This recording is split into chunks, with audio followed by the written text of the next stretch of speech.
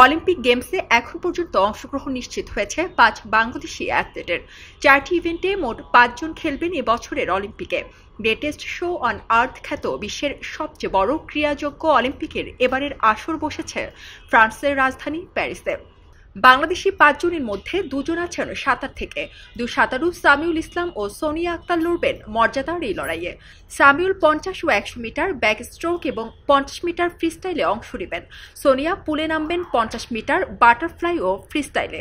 এছাড়া track and ফিল্ডে Sprinter Imranur Rahman, শুটিংয়ে রবিউল ইসলাম ও আর্চারি থেকে সুযোগ পেয়েছেন সাগর ইসলাম। এদের মধ্যে কেবল সাগর খেলবেন সরাসরি।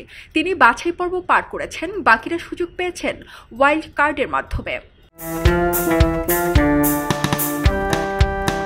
প্যারিস অলিম্পিক শুরু হয়েছে 26 জুলাই, চলবে 11 আগস্ট পর্যন্ত। দীর্ঘ 100 বছর পর বিখ্যাত প্যারিসের প্রাণখ্যাত সেইন নদীতে নৌ প্যারেডের মধ্য দিয়ে শুরু হয় অলিম্পিয়াডের আয়োজন।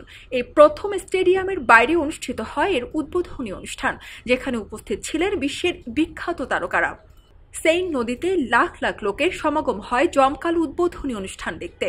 2 লাখ মানুষকে দেওয়া হয়েছিল পাস।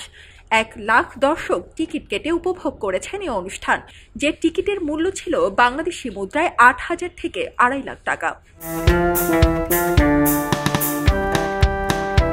এ নিয়ে তৃতীয়বার অলিম্পিক গেমসের আয়োজন করেছে প্যারিস। 1900 সালের পর 1924 সালে অলিম্পিক গেমস হয়েছিল দেশটিতে। 100 বছর পর আবারও অলিম্পিকের আয়োজক প্যারিস। তৃতীয় আয়োজনে নানা দিক থেকে ইতিহাস গড়েছে ফরাসিরা। পুরুষ ও নারী অ্যাথলিটের সংখ্যায় সমতা আনার কঠিন কাজটিও করেছেন তারা। এবারের অলিম্পিকে 5250 জন পুরুষ ও সমান সংখ্যক নারী অ্যাথলেট প্রতিদ্বন্দ্বিতা করবেন। উদ্বোধনী প্যারেডে অংশগ্রহণ করেছেন বিশ্বের 7000 ক্রীড়াবিদ।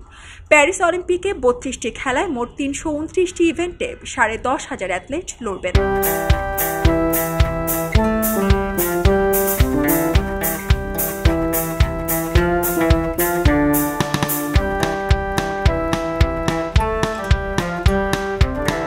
সবাই যখন জোয়ারে গা ভাসায়, কেউ কেউ ঘুরে দাঁড়ায়।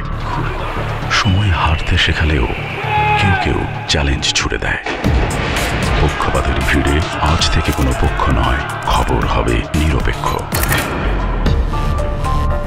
বানোয়ার তথ্যবাদ, খবর হবে নিখাদ। ভেঙে গুজবের শিখ, খবর হবে নির্ভীক।